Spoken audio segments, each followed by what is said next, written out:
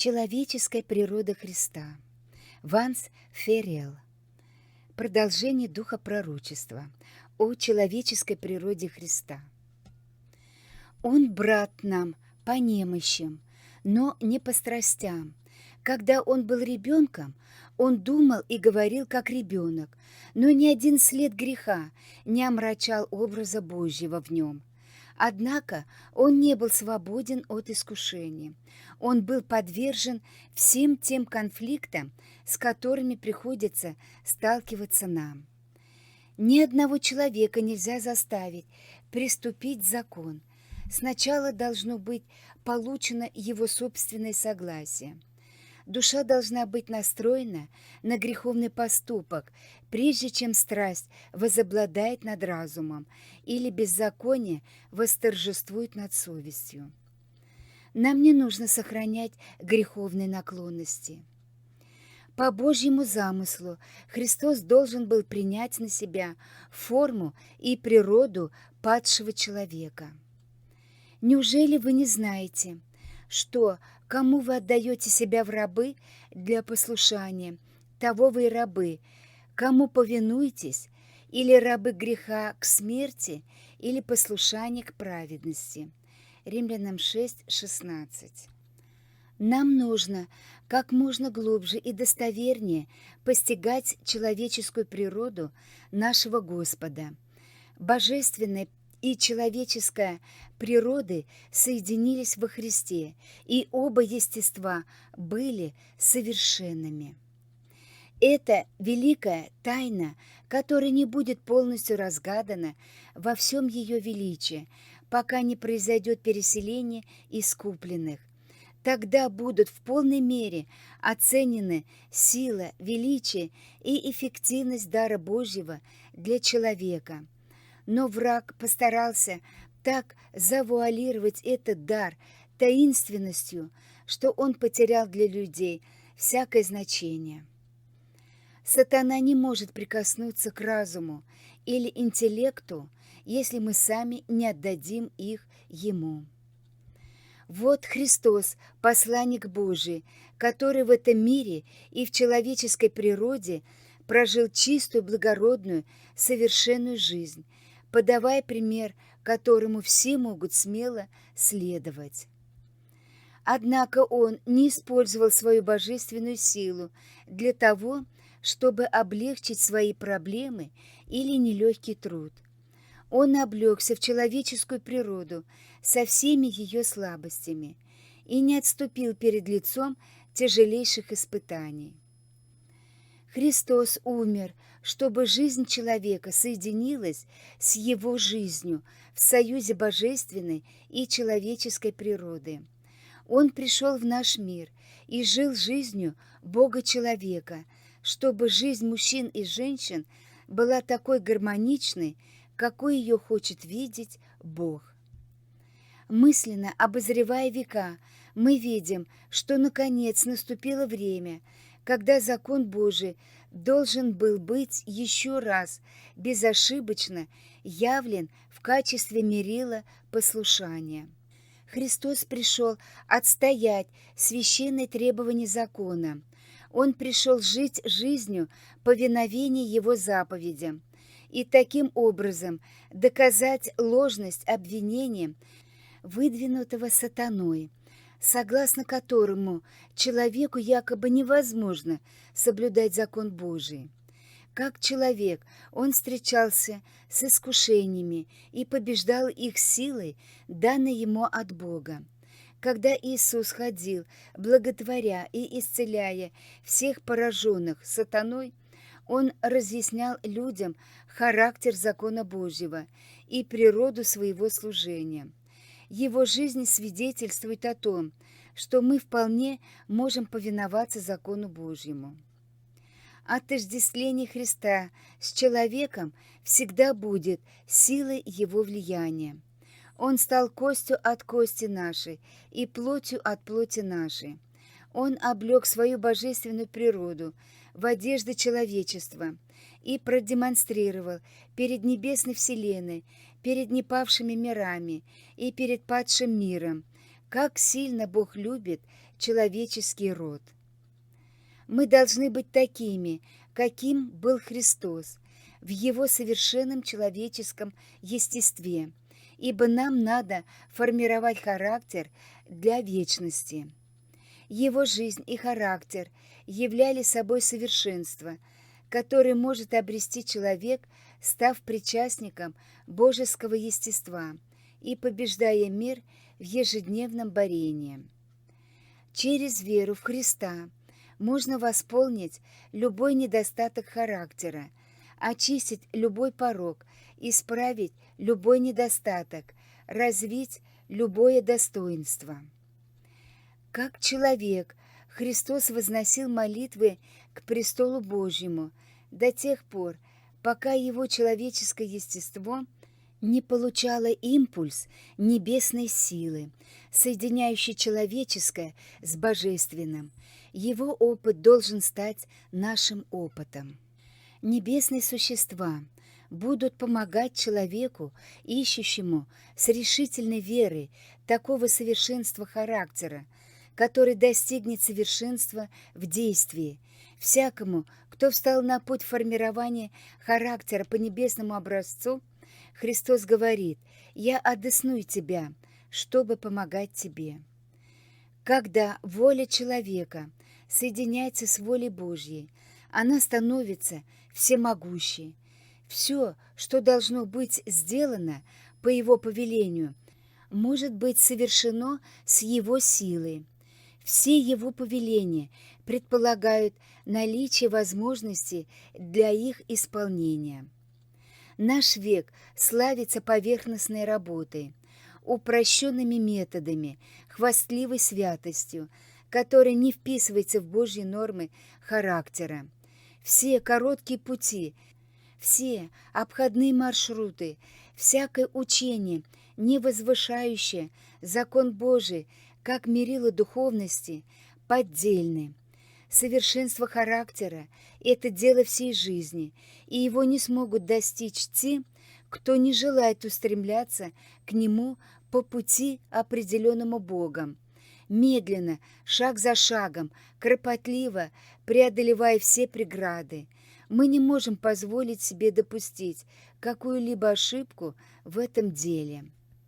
Даже одна нехорошая черта характера, одно взлелеянное греховное желание в конце концов сведут на нет всю силу Евангелия.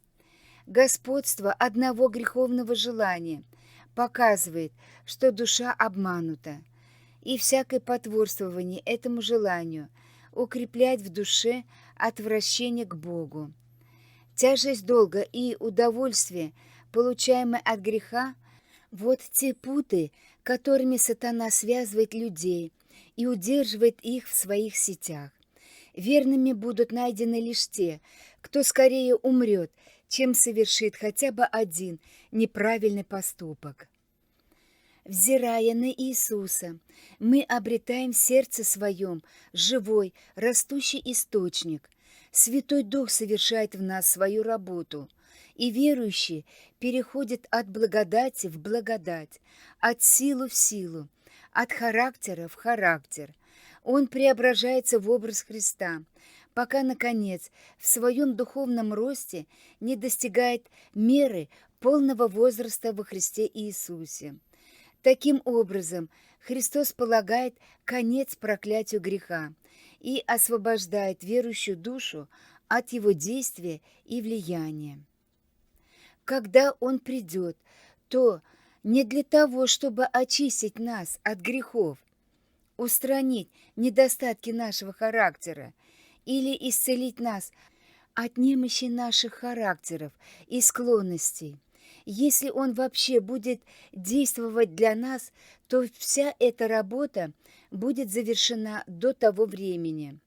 Тогда для них не будет проделана работа по устранению их недостатков и приданию им святых качеств. Плавильщик закончит к тому времени процесс очищения и удаления грехов и всякой скверны. Все это должно быть сделано в эти часы испытательного срока, Именно сейчас эта работа должна быть выполнена для нас.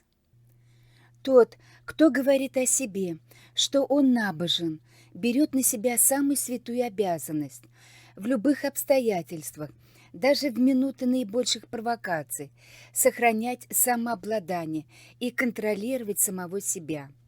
Бремя, возложенное на Моисея, было очень велико. Немногие были так сурово испытаны, как он, однако это не могло оправдать его греха. Бог сделал все для своего народа, и если он доверится его силе, то никогда не станет игрушкой обстоятельств. Самое сильное искушение не может оправдать грех. Как бы тяжело ни было бремя, гнетущее нашу душу, грех является нашим личным поступком. Силы земли и ада не могут заставить человека делать зло. Сатана атакует самые уязвимые наши стороны, но мы можем выйти победителями. Как бы ни было сильно или неожиданно искушение, Бог располагает всеми средствами, чтобы помочь нам, и с Его помощью мы можем победить. Те, кто принял свет Слова Божьего, ни в коем случае не должны оставлять у окружающих впечатление, будто Бог примирится с их грехами. Его Слово определяет грех как нарушение закона. Бог посылает послание с наставлениями, обличением и предупреждением.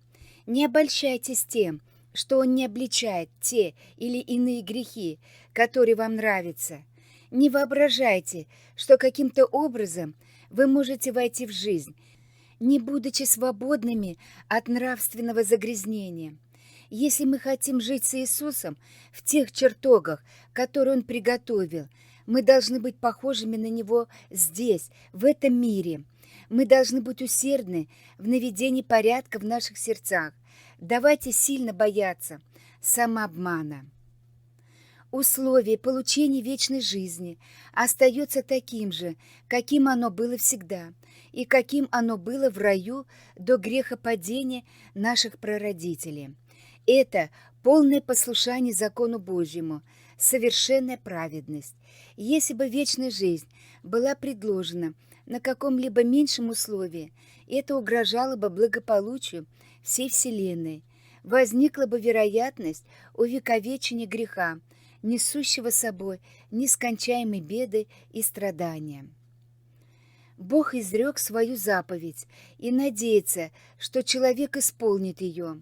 Он не спрашивает, удобно это людям или нет. Господь жизни и славы не считался со своими удобствами или удовольствиями, когда оставил свое высокое положение и стал мужем скорбей, изведавшим болезни, и принял позорную смерть и бесславие ради избавления человека от последствий непослушания. Иисус умер не для того, чтобы спасти человека в его грехах, но чтобы спасти его от его грехов. Человеку надлежит оставить ошибочные пути, последовать примеру Христа, взять его крест и идти за ним, отрекаясь от своего «я» и повинуясь Богу любой ценой. Праведность Христа – это не покрывало, скрывающее неисповеданные и неизжитые грехи. Образ Божий должен быть восстановлен в человечестве, а прославляет Бога и Христа совершенство характера детей Божьих. Мы не можем попасть на небеса с каким-либо уродством или несовершенством характера, и мы должны быть приспособлены к небесам уже сейчас, в этой испытательной жизни. Мы должны учиться у Христа, мы должны знать, кем Он является для тех, кого искупил. Нам следует осознать, что, веруя в Него, мы получаем преимущество стать причастниками божеского естества и избежать господствующего в мире растления похотью. Тогда мы очистимся от всякого греха, всех пороков характера. Мы не должны оставлять в себе ни единой греховной наклонности.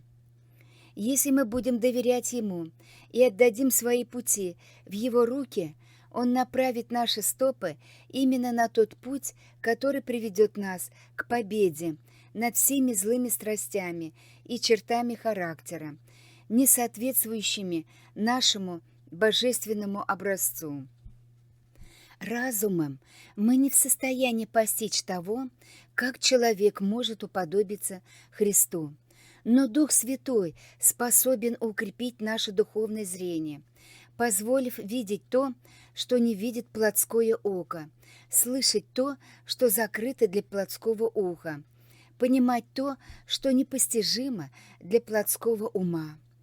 Мужчины и женщины, силой Христа и под Его водительством могут жить такой же жизнью, которой жил Христос на земле.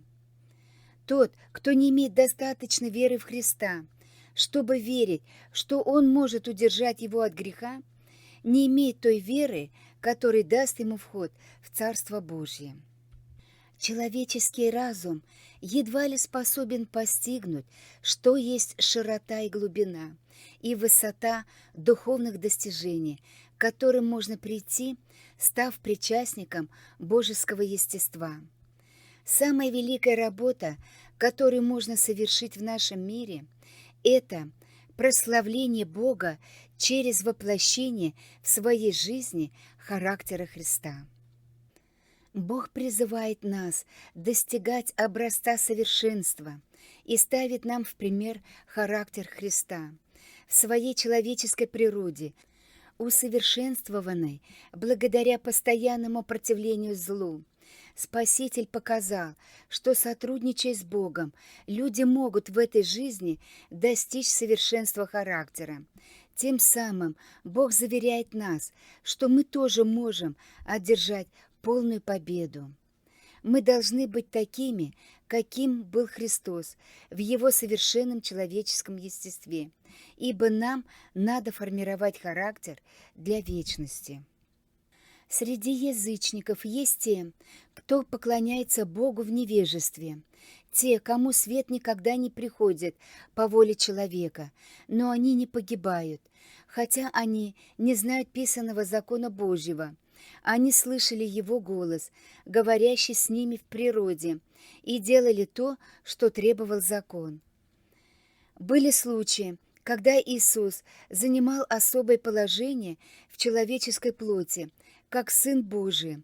Божественность пробивалась сквозь Его человеческую природу, и издевающиеся священники и правители видели ее. Книжники и фарисеи не признали Его, но их враждебность и ненависть стали бессильными при проявлении Его величия. Истина, незаметная, скрытая ранее, в унижении, говорила каждому сердцу безошибочным, несомненным доказательством. Это побудило Христа сказать следующие слова: «Вы знаете, что Я есть». Люди и злые ангелы через проявление сияющей Его славы были вынуждены признать, воистину Он был Сыном Божиим. Таким образом был открыт Бог, таким образом Христос был прославлен. Все же на Его человеческой природе лежала печать божественной природы. Он пришел как божественный учитель, чтобы возвысить человеческие существа, увеличить их физические, умственные и духовные силы. В нем была жизнь, и жизнь была свет человеков. Здесь точно определена не физическая, но вечная жизнь, которая исключительно принадлежит Богу. Слово, которое было с Богом и которое было Бог, имело эту жизнь. Физическая жизнь представляет собой нечто, что получила каждая личность. Она не вечная и не бессмертная, ибо Бог, жизнедатель, взял ее обратно. Человек не имеет власти над своей жизнью, но во Христе была незаимствованная жизнь. Никто не мог отнять эту жизнь от Него. Он сказал: «Я отдаю жизнь мою». В нем была жизнь самобытная, не заимствованная, не унаследованная. Эта жизнь не присуща человеку. Он может обладать ею только через Христа. Он не может заслужить ее. Она дается ему как свободный дар, если он будет верить в Христа как своего личного Спасителя. Сия же есть жизнь вечная, да знают Тебя, единого истинного Бога и посланного Тобою Иисуса Христа».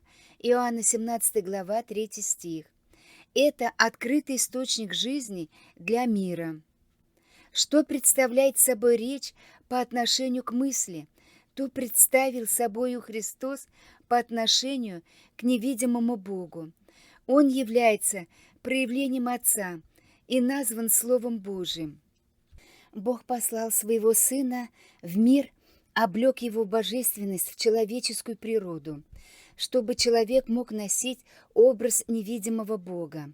Он был открыт в его словах, характере, его силе и величии, природе, свойствах Бога. Божественность пробивалась сквозь человеческую природу в ослабленном свете.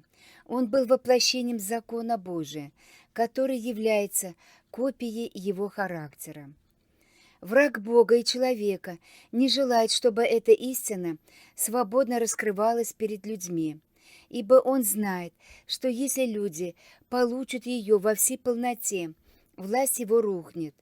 Пока сатана имеет возможность управлять умами, погружая в сомнение, неверие и тьму тех, кто претендует называться детьми Божьими, он может побеждать их искушение. Если божественная сила не будет привнесена в опыт народа Божьего, ложные теории и ошибочные идеи захватят умы в плен. Христос и его праведность исчезнут из опыта многих, и их вера будет лишена силы и жизни. Живыми христианами себя могут считать лишь те, кто каждый день имеет духовный опыт в Боге, ежедневно проявляет самоотречение, радостно несет свой крест и следует за Христом. Каждый живой христианин будет ежедневно возрастать в духовной жизни. Стремясь к совершенству, он каждый день испытывает обращение к Богу. И это обращение не заканчивается до тех пор, пока человек не достигнет совершенства в христианском характере и не будет приготовлен к окончательному прикосновению бессмертия. Человек должен выполнить свою часть работы. Он должен стать победителем сам, благодаря силе и благодати, которые дает ему Христос. Спаситель победил, чтобы показать человеку, как он сам может победить. На все искушения сатаны Христос отвечал Словом Божьим. Положившись на Божье обетование, он получил силу повиноваться Божьим заповедям, и искуситель не смог одолеть его. Со страстным желанием Христос ждет этого в своей церкви. Когда характер Христа полностью отобразится в его народе, он придет, чтобы назвать их своими. Поэтому сатана всегда стремится обманным путем внушить последователям Христа, призывая на помощь все свое искусство обольщения, что они все равно не преодолеют свои слабости. Любящая Бога душа любит черпать от Него силу в постоянном общении с Ним. Когда разговор с Богом становится привычкой души, сила лукавого сломлена, ибо он не может пребывать рядом с душой, приближающейся к Богу. Требуется точное послушание. И те, кто говорит, что невозможно жить совершенной жизнью, вменяют Богу несправедливость и неправду. В каждом поколении от Адама были люди, которые противостояли своим наклонностям и были теми, кем может быть каждый человек, представителями Христа, которые участвуют в стараниях людей, помогая им сокрушать власть сатаны. Енох и Илия являются подходящим примером того, кем могли бы стать люди через веру в Иисуса Христа, если бы они пожелали измениться. Сатана был весьма обеспокоен тем, что эти благородные святые мужи оставались незапятнанными нравственной скверны, окружавшей их, что они выработали в себе праведные характеры и были сочтены достойными переселения на небо. Так как они проявляли нравственную силу, благородство и честность, то он не мог отдать их во власть смерти. Но жизнь и характер Еноха, который был настолько святым, что был переселен на небеса, не увидев смерти, представляют собой жизнь и характер всех, кто будет переселен, когда придет Христос. Дабы человеку сохранить оправдание, он должен проявлять постоянное послушание через активную, живую веру, которая действует любовью и очищает душу. Господь может заключить в свои объятия каждого из нас, ибо Его рука обнимает весь род. Давайте вспомним, что после того, как Христос совершил необходимые шаги в покаянии, обращении и вере от имени рода человеческого, Он пошел к Иоанну, чтобы тот крестил его в Иордане. Христос пришел не для того, чтобы исповедовать свои собственные грехи, но вина была вменена Ему как заместителю грешника. Он пришел покаяться не от своего имени, а от имени грешника. Как их заместитель, Он берет на себя их грехи, причисляя себя к преступникам, совершая шаги, которые должен совершить грешник, и делая работу, которую должен совершить грешник. Христос направился в пустыню, чтобы побыть одному и поразмышлять о своей миссии и работе. Он предпринял шаги, которые должен предпринять каждый грешник: обращение, покаяние и крещение. Сам он не имел грехов, в которых мог бы покаяться, следовательно, и омывать ему было нечего. Но он должен был оставить нам пример во всем, и потому ему надлежало сделать то, что он ожидал от нас. Я представляю вам великий образец. Он также реально сталкивался с искушениями сатаны и противостоял им, как и любой из детей человеческих. Только в этом смысле он мог стать совершенным примером для человека. Он подчинился человеческой природе, чтобы узнать все осаждающие человека искушения. Он взял на себя немощи и понес болезни сынов Адама. Он должен был во всем уподобиться братьям. Евреям 2 глава 17 стих. Он испытывал те же радости и печали, что и они. Его тело чувствовало усталость, как и ваша. Его ум, как и ваш, мог быть встревожен и смущен. Если у вас трудности, у него они тоже были. Его искушал сатана. Ему докучали враги. Власти подвергли его тело истязаниям. Воины распяли его. Они не могут причинить нам больших страданий. Иисус был подвержен трудностям, нападкам и искушениям, как любой человек.